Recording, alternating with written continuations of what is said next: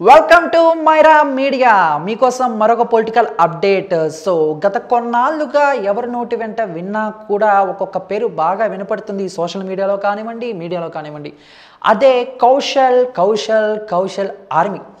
Big Boss 2 winner Kaushal గారు ఆ తర్వాత బాగా ఫేమస్ అయ్యారు అనుకోండి. సో ఇప్పుడు ఈయన సడన్గా ఒక ట్విస్ట్ అయితే ఇచ్చారు.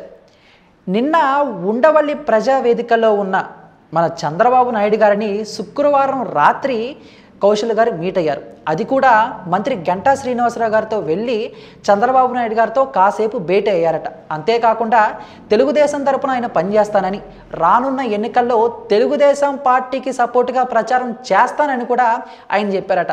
ఇక దీంతో మనం బాబు గారు గమనుంటారా, హర్షం వ్యక్తం చేసి కౌశల్ గారు తెలుగుదేశంలోకి స్వాగతించి ఈ నెల రావటం ఎంతో ఆనందంగా ఉందని చెప్పేసి ఆయన చెప్పారండి. ఇక దీంతో కౌశల్ గారి రాజకీయ ఎంట్రీ ఫిక్స్ అయిపోయింది. అంతకుముందు ఎప్పుడో కౌశల్ గారు ఇలా ఏదో విశాఖ ఎంపీ నుంచి పోటీ చేస్తారని రకరకాలుగా వార్తలు వచ్చాయి.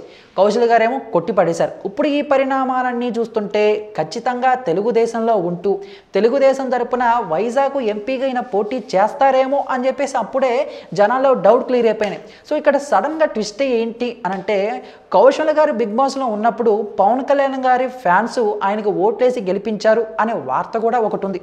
ఆయన కూడా పవన్ కళ్యాణ్ గారి ఫ్యాన్స్ వల్ల నేను గెలిచాను, ఆయన నా దేవుడు, బయటకు వచ్చిన తర్వాత ఆయన కలుస్తాను అని చెప్పడంతో కౌశల్ గారు తప్పకుండా జనసేనలో జాయిన్ అవుతారు అని కూడా ఎంతోమంది అనుకున్నారు. కానీ సడన్గా ఈయన టీడీపీలో జాయిన్ అవటం మాత్రం అందరినీ ఒకంత ఆశ్చర్యానికి గురిచేసిందండి.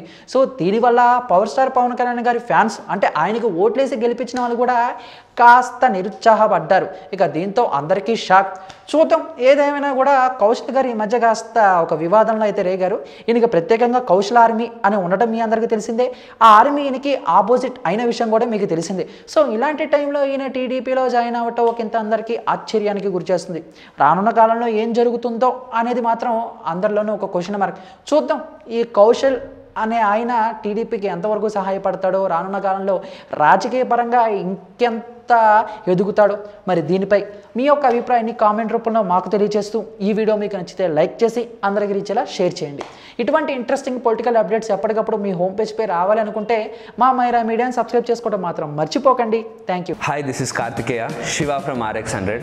Please subscribe to Myra Media. Please subscribe to Myra Media on YouTube.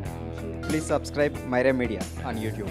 Please subscribe Myra Media. Hi, please subscribe Myra Media.